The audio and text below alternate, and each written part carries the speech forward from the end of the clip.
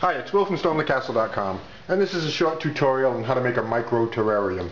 Micro terrariums are kind of like an offshoot of regular terrariums, and they're getting real popular in the past few years. And all they really are is a very small terrarium that you can pretty much hold in your palm of your hand. Most of the time they'll have just one plant in them. Sometimes they'll have multiple small plants. So let me cover what I got here. I'm going to cover 4 different things. I'm going to cover plant selection, a container selection, how to make it, and then how to care for it. So let's go over plant selection first. There's a lot of different things you can do. You can go in the backyard and get yourself some plants. Clover works really well for a micro terrarium. You can even do seeds, but make sure you purchase seeds that are only going to grow a small amount for very small plants. What I have here is some of the smallest flowers in the world. They're called micro miniature sinningias. And that's what these are here, these purple. These are 2 different species of sinningia here. But they have very small flowers and they're really rather attractive. And you can get them. I have links to how you can get those on my website. So I'm going to use these in my micro terrarium. Okay, container selection. Now, the container can make or break the micro terrarium. And I got some ideas here for you. I've hollowed out a light bulb, which would make for a pretty neat micro terrarium, and I have a video tutorial and a web-based tutorial on how to hollow out a light bulb like that. This is a vanity bulb. It's kind of got a nice shape to it. This little yogurt container here, the one with like the nuts on the top, is kind of cute because it's got that clear top, so I like that. Baby food jar. You can use spice container, little Tabasco bottle, and here's a salsa jar and a honey jar. So the type of container you use will make a big difference in how it looks. So select something nice. You can just get something you maybe have around the house.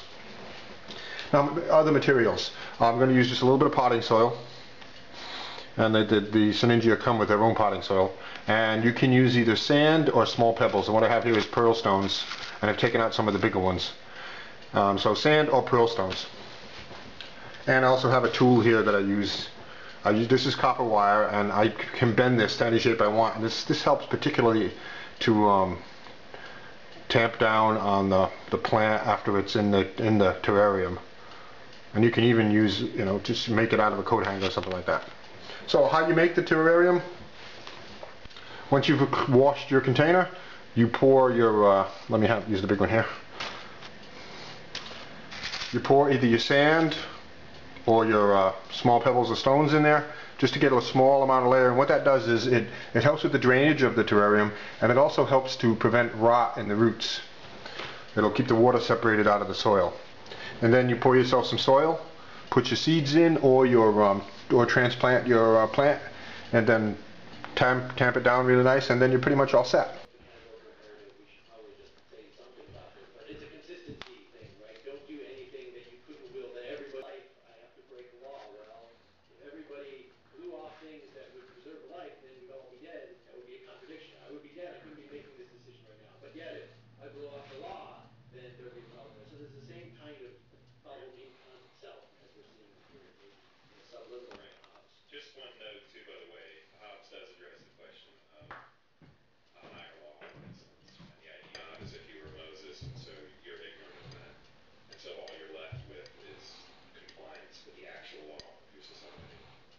Not for you to say whether the infraction is minor or whether. Talk about the social contract. Do you like the idea that you consented? I don't like it.